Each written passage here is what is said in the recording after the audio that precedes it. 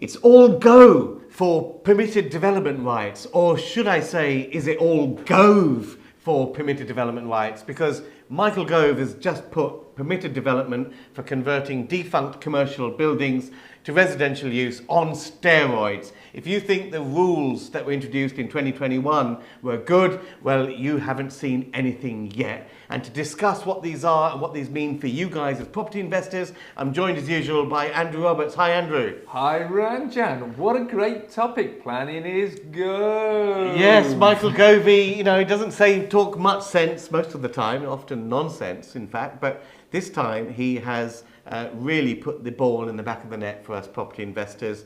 PD has been a fantastic enabler. Just tell them a little bit about why PD, permitted development, is better than planning. Well, PD, I love. 56 days, you have a standard checklist, provided you could put the tick in the box of each of the items on that checklist.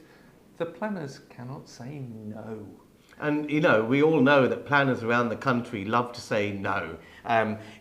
What is a planning department called? When you submit a planning application, you submit it to the Development Control Department. You never submit your application to a Development Enablement Department, and that's the whole problem with the planning system, which is why central government has said, look, you guys are all nonsense. We're going to come up with a permitted development regime which gives developers and property owners a default right to develop, provided certain criteria are met.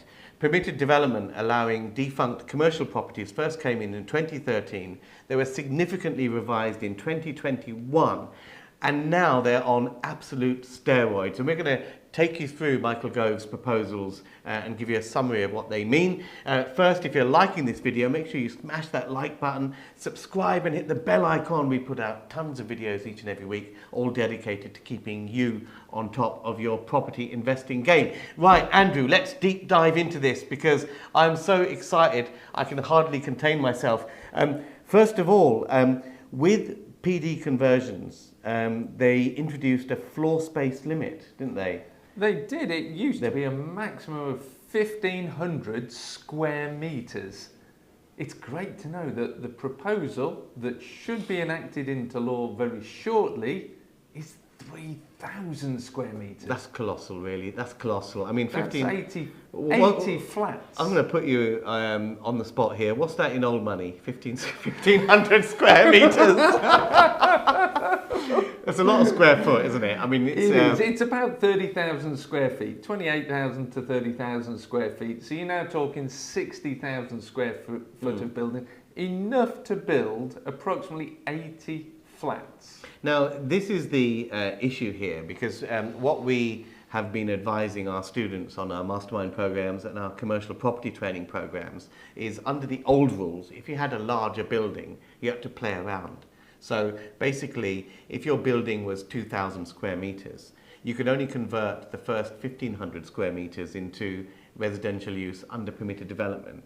And then you either had to leave the remainder of the space as full, as it was, as commercial space, or convert it to residential under full planning. And of course, full planning is an absolute pain in the... Yes. Well, I was going to say we do have a student who has actually done that, and the irony is the Class MA was a relatively easy ball in the back of the net. The full planning, well, I think it got lost in the system is the only way of describing that process. So it just goes to demonstrate how good the permitted development rights are. So for me, I also love the fact that what was an interesting aside, coming out in the same week as this, is Michael Gove has refused to knock down the Marks and Spencers on Oxford Street because the next door neighbour building is Selfridges. Oh, sorry, no, the next door neighbour building is a Grade 2 listed building and it would affect a heritage asset. So there's a little bit of a clue here. That sets a steer and a pace. If you are a listed building or are adjacent to a listed building, don't get any clever ideas that you can PD yours, even though yours might not be listed. Next up under reform is the vacancy requirement. Now this is a very interesting thing because under Class MA, which was basically converting any Class E building into residential use.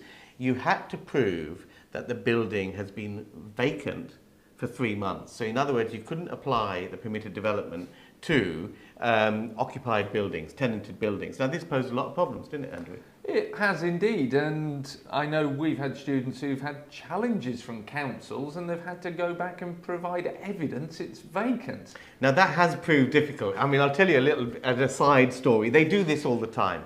So we have this building in Amersham, which I'll tell you about in a future video, but it used to be the Conservative Party constituency office for the Conservative Party for Amersham and Chesham.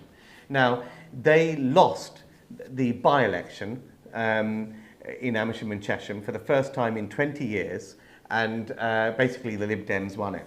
So, and the office became vacant, we bought it, we're converting it into 4 flats, blah, blah, blah. Now, when we applied for planning permission, for PD, the council asked us to prove the property was vacant.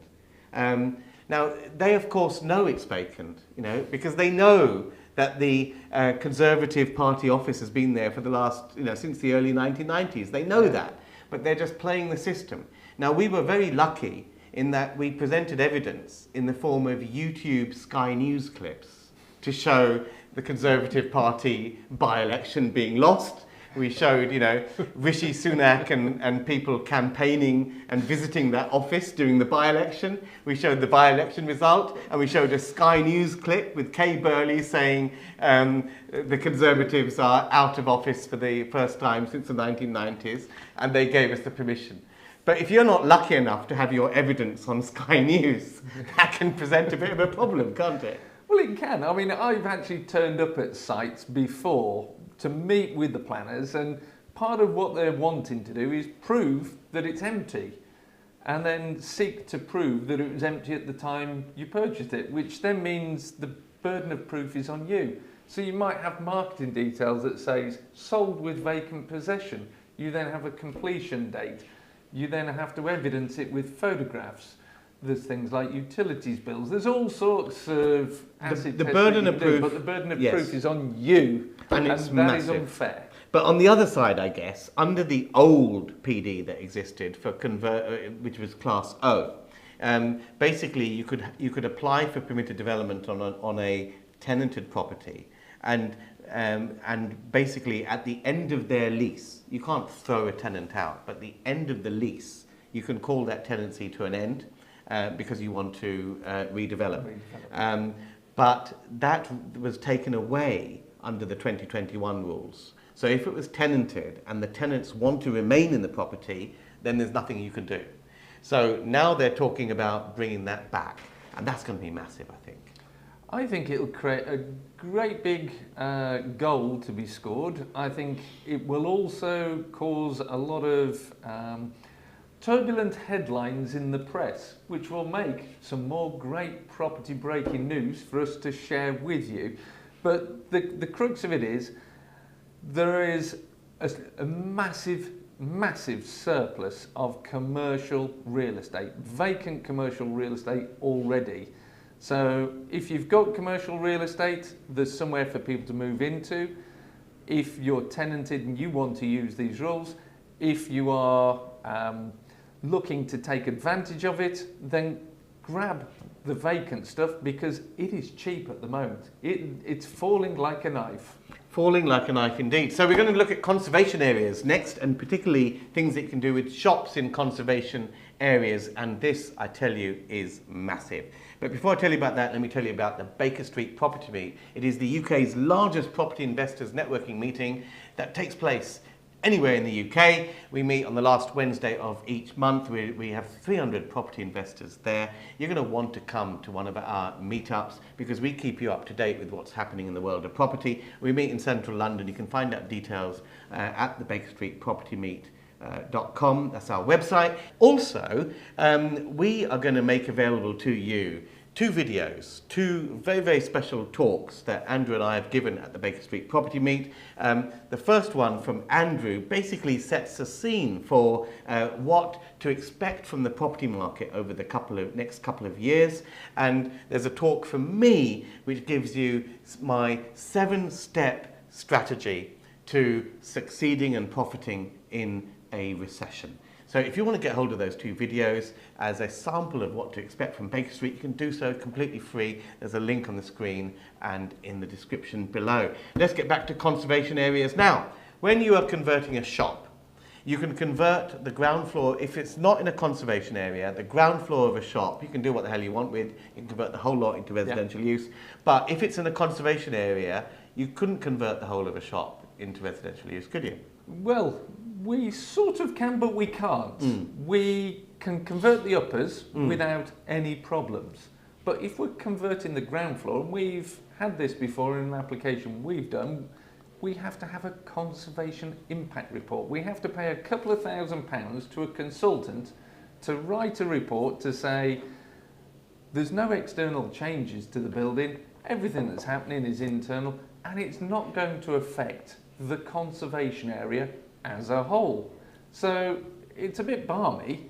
We're not changing the envelope of the building.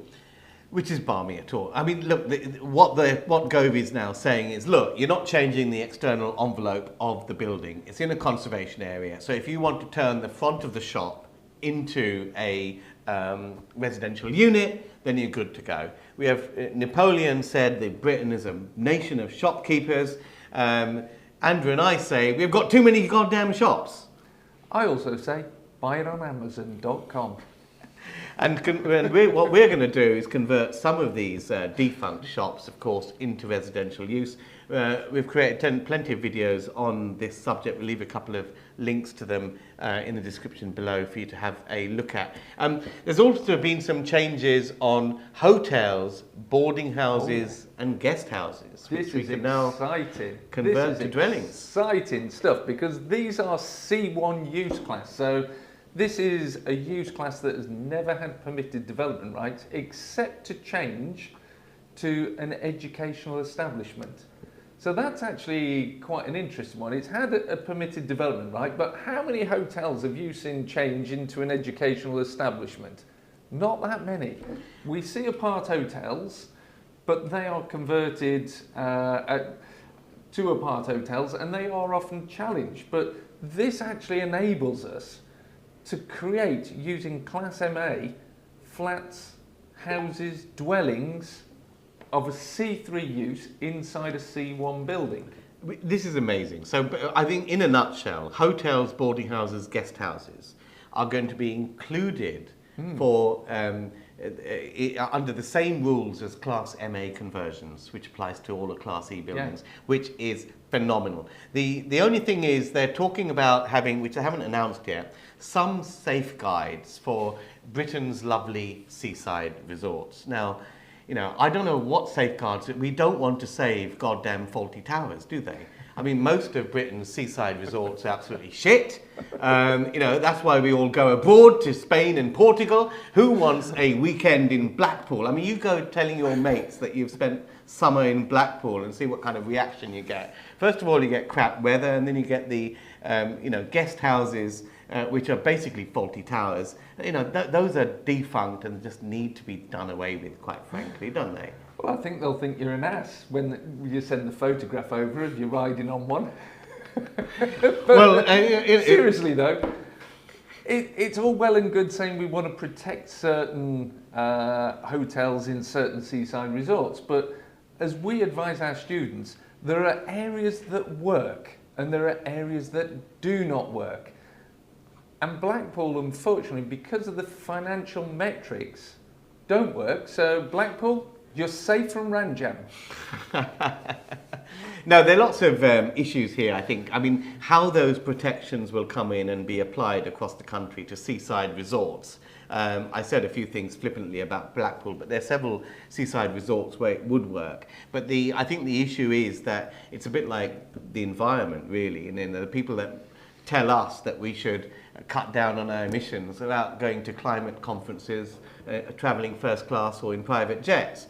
In the case of these seaside resorts, they'll be saying, preserve the British seaside resort, little faulty towers hotel type thing, but all those guys would be flying to Barbados for their summer holidays, the people that are, you know, wanting to protect this stuff. So I think there may be some hypocrisy in the way that's implemented. Okay, there's been some more changes to Class M and Class N rules. Now, Class M, in 2021, we had the introduction of Class MA, which was all Class E buildings into multiple flats. Then we had Class G, which is specifically for shops. But there are some rules, which were Class M and Class N, which were introduced in 2013, which just remained in force. But they didn't apply to much, did they? Well, Class M and N apply to a very limited number of buildings. Class N for November, applies to arcades. Now, how many penny arcades do you know that have been converted to residential dwellings? It exists, you can use it. Class M is limited to laundrettes, payday loan shops, so again a sort of very limited range of buildings that can be converted. And these, if we actually notice, fall into a sui generis planning class. Yes. Now, what they've done, I think, here is that basically, if you know about PD, you'll know that all the different PD rules seem to be drafted by a different committee, and they have things that you can do in one that you can't do in the other, and lots of idiosyncrasies and illogicalities, which I think is tried to harmonise. So one of the things that they're harmonising with the M&N rules is that in 2021, when they brought in Class MA, they brought in a rolling time limit for the timestamp. So that means that the building had to be in commercial use for the last 2 years. Yeah. So that means that newer office buildings can be converted. Now, under the old rules, they had an arbitrary period of time saying that these buildings had to be in that usage at a certain point in 2013. Which didn't 20th of March, to be specific. Which didn't make much sense. well, it varied. That was for M, but for under the O rules, it was sometime in May. So again, it was just absolute arbitrary nonsense. So what that meant was that until 2021, you could only convert an office building if it was in use as an office, as at 2013. If it was later than that, newer office buildings, you couldn't convert, which made nonsense. So then they reformed all that in 2021, but they still had this anomaly with laundrettes. So a laundrette, but this is another anomaly. How many brand new laundrettes are there anyway? I don't think there's many new ones, and I think the reason they're in a sui generis planning class is to protect them so that the local authority can lean into them and say, hang on, we want to retain this. But when we look at what you can do under a Class M, you can only convert 150 square metres and create a maximum of 2 flats. So it's a very limited rule. You know what they are looking to do is expand that out to 300 square metres so you can create up to 4 flats. Now that is the only good thing about it. You know, the fact that you've got the removal of the arbitrary timestamp and it's now the rolling timestamp. That's nonsense because I haven't seen any brand new payday loan shops opening up. That business has gone. I think that's a bit of a red herring. I think the issue here is the fact that it's now got 300 square meters, which is a significant number of flats if you've got 37 square meters. So. This also covers things like these amusement arcade type things. That's right.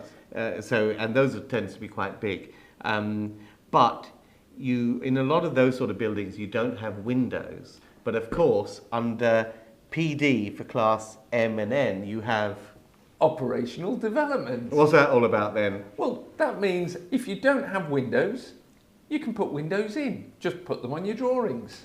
Which is absolutely great, and you don't have that right under some of the other usages. So, you really need to understand the nuances of the rules, what you can and can't do. I mean, there's a lot of harmonisation, there's a lot of easing that Gove is talking about, but it still you've got to have the knowledge. You've got to have the knowledge of what you can and can't do, and know at the outset when you're looking at a building that you're considering buying, know what you can do and whether you've got to be able to self-assess whether you're going to get the permission to achieve your vision. You absolutely do. And I've just had a really great thought. There's 2 other things that Class M applies to. It's takeaways and betting shops. And that all makes, I mean, this is a great takeaway from this video, and it makes PD a surefire bet with the odds in your favour. Now, I'm going to dine out on that one. I hope you're liking this video, also the jokes that we are cracking. Leave your comments in down below. Tell us what you want to cover in future episodes of Property Breaking News. Smash that like button, subscribe, and hit the bell icon so you're notified when we upload new videos. Now I want to go through one of the biggest changes, I feel, which is the Class G. Class G allows you to put 2 flats above a shop. Now that seems a little bit odd, because if I have 5 floors above a shop, I can only make 2 flats above it under Class G. Now, Gove is sweeping that away, isn't he, Andrew? He is. We again can go from 150 square metres to 300 square metres and up to 4 flats. So that means a lot more floor space. Now, 4 flats, 300 square metres, that is a 3-bed flat under the national space standards of 72 square metres. Sorry, getting rather detailed and technical here on space standards. But you need to. But of course that's subject to the whole issue of having enough windows, isn't it? You've got to have natural light, which can be a real dampener on converting larger spaces above shops into habitable use, isn't it? It absolutely is. And, you know, light is one of the acid tests that we need to do, and operational development, again, is something that is Class G. So, again, it makes it easier for those without light. So I think all in all, these are fantastic changes that have been announced by Gove. He's obviously serious about PD, permitted development rights. There are tons of commercial buildings to convert. We'll be keeping you informed as this story unfolds. For the latest news, you also want to attend the Baker Street Property Meet last Wednesday of every month.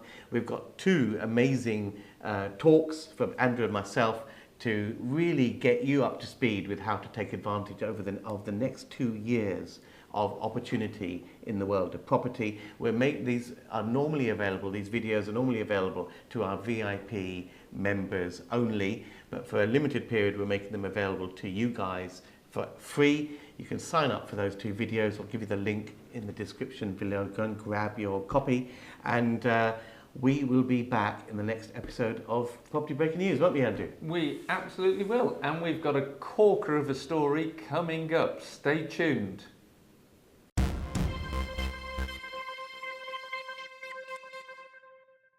The Baker Street Property Meet is the UK's largest and #1 property investors networking event. The property market is going through monumental change right now, and at Baker Street Property Meet we aim to keep you up to date with the latest tips and tricks and insider tactics to help you keep on top of your property investing game and succeed in these troubled economic times. The Baker Street Property Meet is fundamentally about networking, because it's not what you know, it's who you know.